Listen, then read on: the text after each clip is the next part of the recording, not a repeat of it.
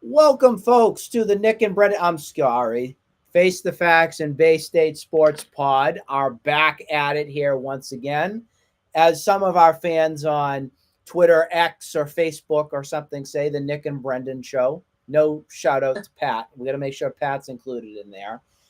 But I want to welcome you all in. It's been a little bit of time since we've been able to get back with you. The Celtics obviously took a lot of our attention in the past couple weeks with them winning the championship and all. And now it's time for us to give the Red Sox the attention, which, to my surprise, I'm choking on my own words, are actually at a point where you can say they might actually be half decent.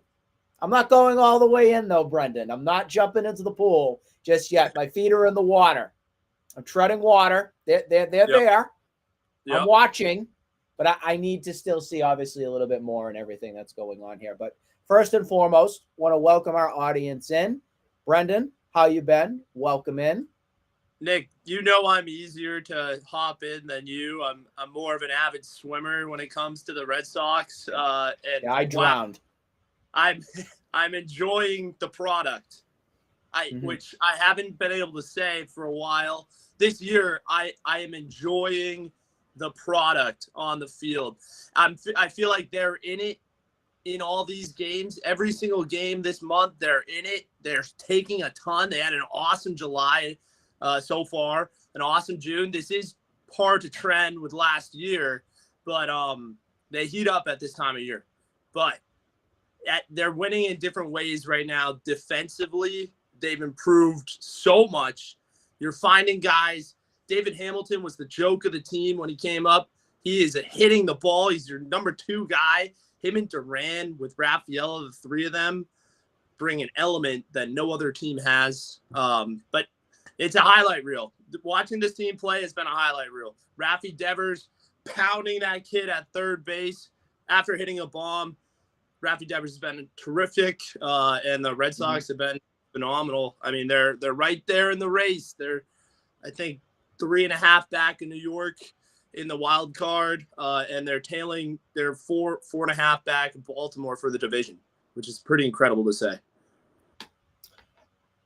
I'm still kind of in one of those in awe kind of experiences here where we've had some big games against some big teams recently, which you needed to see something out of.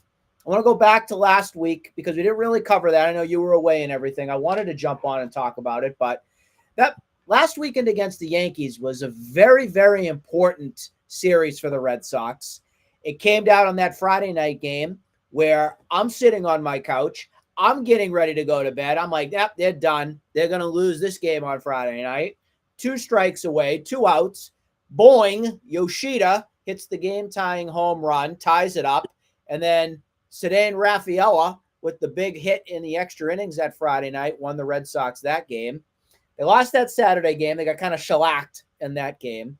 And then Sunday night, the big game this time last week where the Red Sox were able to go into Yankee Stadium and take 2 of 3. So that kind of started to get me into the rhythm here of, okay, maybe this team isn't that much of a joke. Maybe this team actually is backs against the wall, need to prove it kind of mentality. And hey, I'll root for the underdog, always have, and I appreciate that. We had the Oakland A's that came into town for Tuesday, Wednesday, Thursday. You took 2 of 3 from them. Would have loved to sweep, but we'll take 2 of 3. Absolutely. Yep. You still won the series. This was the one that I had circled because we all know that the Royals have been a half-decent team. They're number 3 overall in the Central, but overall in the wild card and everything with how they fall, they're pretty much neck and neck with the Red Sox and everything. So this was one of those series that kind of got me into this whole thing where, if the Red Sox can take 2 of 3 with the Royals team has been pretty good for the most part this first half. Call me crazy, but I'm going to start to stay. I'm going to give the Red Sox my attention. Well, here we are, Brendan. It's now Sunday. The Red Sox took 2 of 3 from the Royals. The All-Star break is here, so first half is done. And we are sitting right now at a record of 53-42. And I'm just going to say this on record right now. I was one of those people at the beginning of the season that said, this team's going nowhere. They did nothing this past offseason. This is a joke. Where are they going to be at when this season hits? And I have to say, for myself, I'm stunned to see where this team is at right now with, number one, what we went into the season with, okay, with a rotation that had a lot of question marks, with an offense that really lacked the protection for Rafi Devers and everything. We have seen a lot of guys exceed expectations. I have to say that's one of my biggest takeaways right now with where the Red Sox are at. I looked at this as pretty much a joke to start the season. And, I was really frustrated with what direction they went with this offseason. This is by no means, and I think you mean the same thing when I'm not going to put words in my mouth for you, Brendan, but does not take John Henry and Tom Werner and Sam Kennedy off the hook by any means. I'm not going that far. No. This team is winning in spite of ownership. I want to make sure I'm being as crystal clear as I can be. This team is winning in spite of ownership not believing in this team. And kudos to them.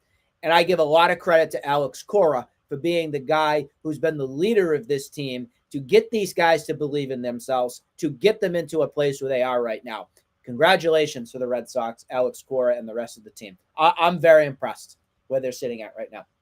I have to hard agree with your point here, Nick. I was telling my parents, I was like, we're not just playing the Royals today. We're also playing against the front office. We have to go into the All-Star break, head into the trade deadline as high up in the standings as we can, because they want any excuse that they can find to sell at the deadline. Kenley Jansen, Tyler O'Neill, those are two names that they want to trade out because expiring contracts, bring in prospects, and have cheap prospects that they have for long-term deals. The Red Sox threw a wrench in their plans. It is in pure spite of Breslow, Kennedy, and Henry, and Werner, of course. The Red Sox are playing against their ownership. They've found players in Worcester. Hamilton has really become a weapon for them. Romy Gonzalez, another one. He's been clutch.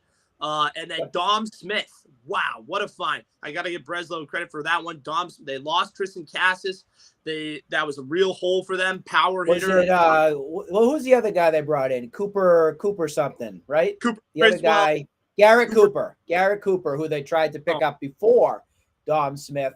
Dom Smith with one of the highlight games of the season today. Definitely. Dom Smith was huge. He brings power. He's not that consistent, but he gets timely hits for this team. And that was a huge one for them. They needed this win. Kansas City is right with them in the wild card. They had the same amount of wins. They're just down in losses. It was a huge series for the Red Sox to take, and they did it. So I got to give them credit and props. That was awesome. And it's big time. We got All-Stars coming up. It's crazy. The one thing I want to mention, and I don't know if you heard, I always try my best to choose my words carefully when I speak sometimes, especially about a team and everything. And I think you heard me say John Henry, Tom Werner, and Sam Kennedy. You heard me say those guys, right? Yeah. Did you notice how I didn't say Craig Breslow? Yeah, I heard you leave him out. I threw him in, though. There's a reason. And that's because I really can't put any marks on Craig Breslow for not really doing much for this team. He has done stuff during this, obviously, to help improve the team throughout the season and everything. But let's make this clear. He answers to ownership. So whatever ownership says, he's their little puppet boy. That's all it is. That's all it is. So John Henry tells Craig Breslow, hey, we're not getting this person. You're not trading that. What's he going to do? He throws his hands up in the wall. Oh, well, I tried. So I can't loop Craig Breslow into that ownership group kind of mentality. I look at him as like another tier. There's tier one, ownership, Henry, Werner, Kennedy. Tier two, that's your Craig Breslow. And then tier three, you could go Cora and the players and stuff like that. So I think definitely Breslow wants to improve this team. Let's be real. He does. But the Breslow doesn't make the final call here, folks. He just doesn't. He answers to John Henry. And we all know the MO with what John Henry wants to do. Nothing. Doesn't care. He would like to take a golf club and install them all around Fenway Park and let you come to his theater production there. But fans, we don't want that to happen. We want a good product here to be able to watch this team throughout the summer, to root for, and to enjoy. And so far, we've been able to do that. So I like Brendan said, I echo exactly what he said. I've been very, very happy with some of the production. I want to start with my number one on my list of biggest surprises of the season.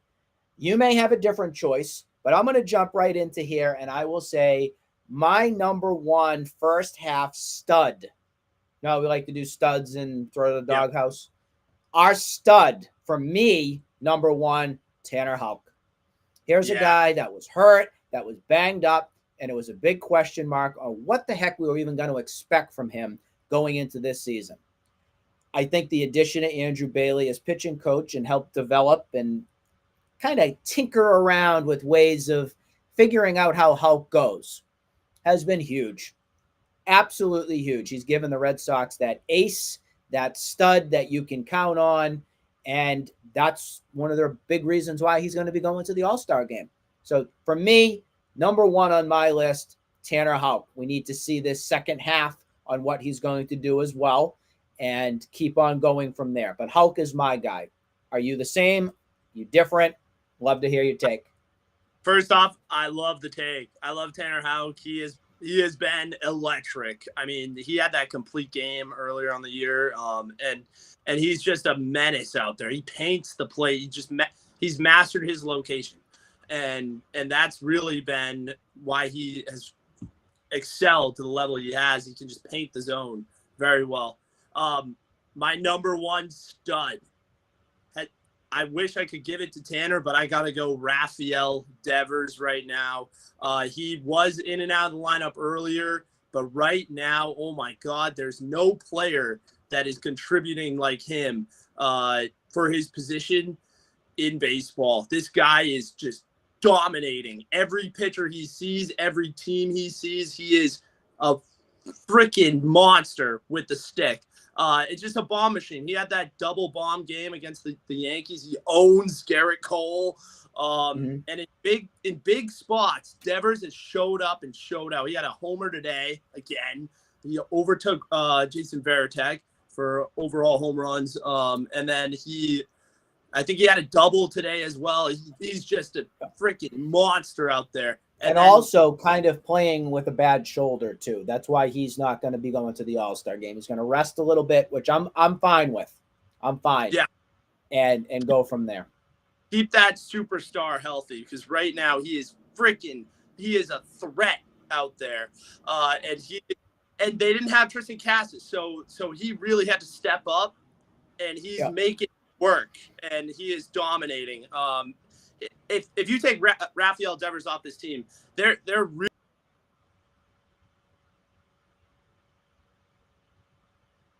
Nope. I think Brendan froze there for a second. Hopefully he'll be back here. But again, I'm going to echo what Brendan said here with Rafi Devers.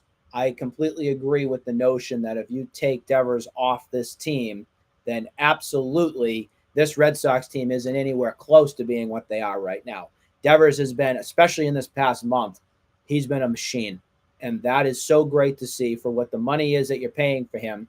He's earning his check. So that's a huge, huge thing to see there for Devers. I know Brendan was in the middle of his thing. Some other honorable mentions I want to also have. We have Houck and Devers that were there. Jarren Duran. I mean, here's a guy that many of you probably remember the whole giving up play in center field that you had. And lo and behold, we ended up seeing Jarren Duran mature, develop, get himself into the right spot where he was able to trust himself. And a lot of that comes from Alex Cora. A lot of that we got to give credit for Cora believing in Duran, getting him into the right mental place to trust himself and develop and show the rest of the league that he is a legitimate, bona fide, great baseball player.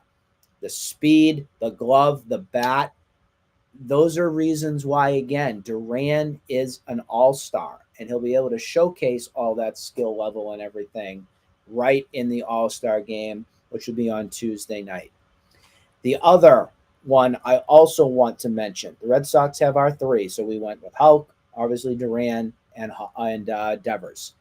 Connor Wong's name needs to be mentioned big time into this because the production that you've gotten from him catching wise, Wong should really be in the All-Star game. That's how great his numbers are this first half. Somebody who's been a steady presence behind the plate, has shown a great ability to call a game. I give Veritek a lot of credit from having that happen as well, and making sure that we get into the rhythm of getting to a place where he's trusted in this lineup. So, Brendan, I was just saying another honorable mention in all of this, Connor Wong. Connor Wong's name needs to be mentioned here in this first half because I think going into this season, we still had that question mark of who is Connor Wong. Right now, Connor Wong is your guy that you got from Mookie Betts. That's your guy. He has to be that guy. So seeing what he's done developing behind the plate, getting, trusting the pitching staff, calling a game, and then the bat has just been electric factory. So Connor Wong, I also said while you were figuring out your technical settings and everything, gotta love technicalities. Oh my God. I also said that it is so important to mention with Wong the ability for him to be a trusted bat here in this lineup too. He has developed far and far beyond what I thought he would ever be, especially this first half of the season. Oh, yeah. Wong has been a threat in the box. He is hitting the ball like crazy. He's a defensive highlight machine, Connor is, and he's a physical kid. He's developing into a really good player for them. When Teal gets up there, that's another very exciting prospect. That might be the best catching duo in baseball. It'd be crazy. It's crazy to see where this team is, too, with still all this talk on the Mayers, the Teals, the Roman Anthonys, all these prospects that potentially can come up. Obviously, they need to show us what they're going to do, of course. But you hear a lot of talk about the names and everything. And there's some depth that this team has. And it's exciting to see in the next couple of years where we'll be at with all these guys on this team. It really is. I'm really bummed out. I was just getting really into it on Rafael Devers. I had a temperature shutdown on my phone. My phone shut down for temperature. See, it's so hot with all this stuff we're talking about that the phones and the computers can't even take what we're saying. Could not even keep up with the podcast. But yeah, it's crazy with Rafael Devers. He belongs in that All-Star game. He needs to rest definitely though, because they need him to hit the ground running against the Dodgers this week coming up on Friday after the game. Absolutely. That'll be huge. They play the Dodgers, then they'll sweep the Rockies for sure, and then Yankees come back to town, and that's a huge I like time. it. Another couple names that I want to mention just quickly because we got another couple things to go. Cutter Crawford, especially the last two starts. Hulk Crawford. Yeah. Studs in that rotation where you all thought Bayo was going to be your guy, and it ended up, we're going to save that for a couple minutes because I want to bring that name back up. But Hulk, Cutter Crawford, those are my guys in my rotation in that order. That's my pecking order right now of how they've been in the starting rotation. So that was a great thing to see. And then the last one I do want to mention is Kenley Jansen. Started out, I'm sure many of you remember when Brendan and I were on that other podcast, and we don't name them here, but we talked about this and we said, what a shaky start for Kenley Jansen to start 2024. And we all wanted to oust him right away. Kenley Jansen has put up a very solid first half, and maybe he's making us eat our words because this is why the guy will be going to the Baseball Hall of Fame, folks, whether you like it or not. Kenley Jansen is one of the best closers the game of baseball has ever seen. Let's all admit that right now, whether you like it or not. And he had an amazing performance today. I mean, this guy is locked in. Chris Martin goes down. Justin Slayton goes down. That bullpen has really taken a hit at times. You've had to run openers like every week. And Jansen comes in today and gives you 2 innings, gives you 8th and 9th against the best lineup. They put him in the 8th to face Bobby Witt, and Luis Garcia or something like that. And he takes care of Kansas City's best hitters, comes back in the ninth inning, ends the game. Just did the whole bulk of Kansas City's lineup today. It was a huge performance. He can his cutter is filthy. It paints the inside cutter. He can dominate with it. Chokes a lot of batters up. Kelly's been awesome. He was asked today too to go 2 innings. That's the first time in the regular season we've ever seen Kenley Jansen do that in his career. And that was very telling today. Obviously, you don't have a Chris Martin and you don't have other guys. Cora wanted this game, and he went with his best. And I give credit there because, yes, he did give up a run, but the Sox defense, especially Devers with that huge block and tag to cut down, I forget who it was and everything going into third base, but still it was a huge play in the game. Kenley Jansen was able to get out of the jam and get the save and end that for today. I want to shift gears and I want to go to our duds for the first half. This one I think we're going to agree on. I think this is a unanimous pick across the board. I'll let you go and then I'll tell you if I agree. Yeah, I mean, I got to talk about my guy that I was enthralled with last year. He was a upcoming prospect that really started to turn some noise. The Brian Bayo experience has been pretty tough so far in the first half of the season. He had a decent showing today, but and then the Miami one was okay too. This competition isn't as good, but man, there's been points with Bayo where he's just looked lost. I feel like it's not completely perfect. If one thing goes wrong, he implodes. And that's why Cora at points has had to just leave him out there to have him figure it out. And he says, you know what? Just because you suck, that doesn't mean I'm going to pull you out early. You're going to figure it out on your own. It's going to be a learning experience for you. This is no joke. But yeah, I mean, he's been a struggle bus a little bit. This is no joke, but apparently in the dugout for the Red Sox at Fenway Park, they have a room that's dedicated now for Bayo. They call it the scream room. I'm not kidding. If he has some sort of meltdown or something in an inning, they let him go in there, let it out of his system, and then put him back out for the mound. Legitimately, if you go out and look for articles on something, they let him go do his thing. Get it out of his system before you go back out to the mound. Get yourself into the right mental place. All of this with Bayo this first half, folks, is mental. It's all mental. So if he can figure that out and they can get him into the right spot, I'm not giving up on this. In a way, I've said this analogy before. Brian Bayo is the equivalent to me of an Eduardo Rodriguez. There's a lot of potential. There's a lot to like. There are some flashy moments sometimes, but then there are some things that just don't go their way. If they can figure out the X factor here on how to get Bayo right 90% of the time when he's out there, we'll be sailing, smooth sailing right across the board with it. But that's the biggest takeaway from me. Brendan and I agree on that. Obviously, you can put Tristan Casas in there because he got hurt. Real bummer that he's not there and everything. Reese McGuire is another name I would put out there just for somebody who has not done that great this first half. Borderline DFA candidate right now, but they need him until Teal and some other guys are ready. You could even say maybe at times Tyler O'Neill hasn't been as great as you've expected. But the other big name that we're also forgetting because he's had such a great last week is Yoshida. Yeah. Being hurt, not being anything near what we expected and everything. That is one that I think you need to see a big second half from Yoshida. Point blank. Oh, definitely. You definitely need to see a big season out of Yoshida. He needs to hit. He needs to hit consistently. Yeah. He needs to get on base. He is a liability in the field. He needs to make contact and get on base.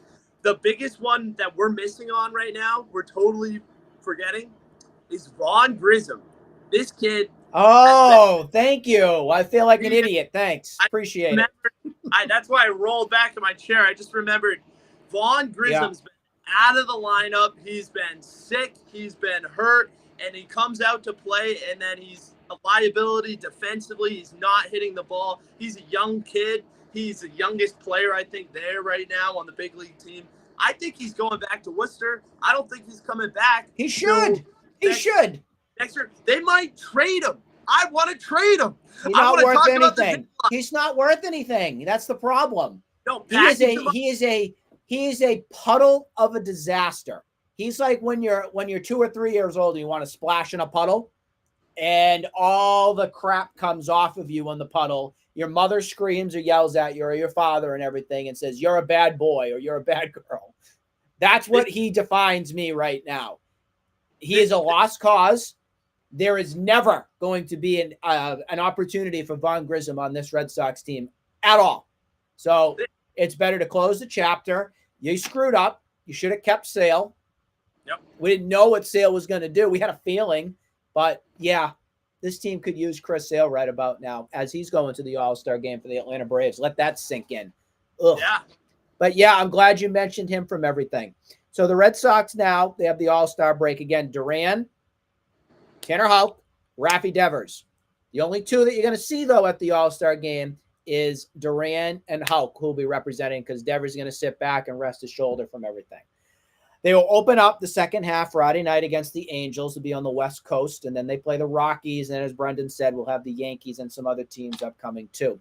But before we wrap here, very quickly, we just want to give you the heads up that the Red Sox just drafted number 12 overall, Braden Montgomery from Texas A&M. He is a right-handed pitcher and also an outfielder. No, it's not Shohei Ohtani. Let's just stop that right now. He has a ankle or injury, so if you saw him on the little scooter and everything, don't worry. We do not have to order him a little rascal. This is not a knock on any of our seniors out there. The thing is pretty cool. My Nana has one. Just saying. He's on a scooter. Rest assured, the ankle will be okay. They are calling this right now in the MLB the steal of the draft. He dropped. He was supposed to go to the A's, and it didn't happen. And the Red Sox were able to take him at number 12. I absolutely love the pick. I love the intentions. This is a good move for the Red Sox. Oh, yeah. I love it. I want to see which sort of path they take between pitching and outfield. I mean, he hit 322 in his last year with the Aggies. And he's a dynamic player. You know, he can run. He's fast. He's tall. I like the pick. I like the pick a lot, but they need to pick a lane, I think, to see where he ends up. Because you have a little bit of a logjam in the outfield. You know, if you want to keep Duran around, you got it. It's going to be clogged long term. But pitching, you can never have enough pitching. So get young pitchers. You got that right, and it's something that they don't have that much of. So yeah, throw them in there with Richard Fitz and Weitzer and all that. They need to do. Cespedes. They need to develop pitching at the minor league level, and they need to bring it up to the big leagues on controllable contracts, just like Tanner Houck. They need to take care of Houck when we talk about arbitration. They do. And Cutter Crawford. Let's make sure he gets some. Cutter's been awesome. Very happy with what we've seen from him. The guy is, in the words of Brendan, he's a dog. He is. He takes the ball. It might not be the prettiest. It might not be the sharpest. But boy, does that guy compete and care and want to be out there. Same kind of Houck mentality. That's why I kind of lump them two together, because they have that makeup that makes them likable, that says that they're going to go out and fight, which is great. They have a pulse. Yeah. Last thing I want to mention, we have heard, I don't know about you, but at least I have heard so much chatter and so much compliments and thanks from people from our old platform and everything that we have been podcasting with for a while that says you were great, you were awesome additions for them, and they miss hearing us. And, you know, that means that we're doing something right. This is a hobby. This is not a full-time job. We do it because we're passionate, we care, we like to share our takes, and we thoroughly enjoy watching sports and interacting and talking and everything with all of you. We're going to do our best to try to do as much as we can with our busy schedules and everything that we juggle and everything. But I just want to say it's nice to feel appreciated, and it's nice to be thanked, and those go a long way. So just from me, I just want to say thank you to our audience that continues to support and listen. And we're very happy with the direction that we are heading, and we decided that we wanted to go, and sky's the limit. Yeah, definitely. I mean, we love the Red Sox. We love the Red Sox so much. We want to talk about it with you, and we want you to know what's happening, how we feel about the Red Sox. And I mean, of course, all the teams, but right now in particular, it's all Red Sox. And we just want to share how much we care about the team, care about the product, and how they are. So thank you, everybody, for supporting us. No, it's been very loud and clear. I've heard so much. I know, Brendan, you just got back on X and Twitter and stuff like that, but the amount of messages and stuff that people just took out of their day to just say, hey, you are missed. You're appreciated. You're really good at what you do. You develop something that's really different than everybody else does. That says we're doing something right. And we love to hear that, whether it's positive, negative, or anything like that. And again, this is no knock on anything from anybody else does. Everybody has their own directions and everybody has their own ways that they like to go about certain things. But Brendan and I wanted to go in an avenue that we felt that we could control our own destiny, and we could do things that mattered, and we could be the ones that were deciding what we really wanted to talk about and what we wanted to share with all of you, and have our own way of going about certain things. And we're very happy with that. And we appreciate your support, and we will continue to be with you and talk more things the next time that we are together. But all in all, very happy with the first half here for the Red Sox. We'll see what happens when Friday hits. Enjoy the All-Star game. We hope everybody has a continued great summer. We'll be with you very shortly again. Have a good night, everybody.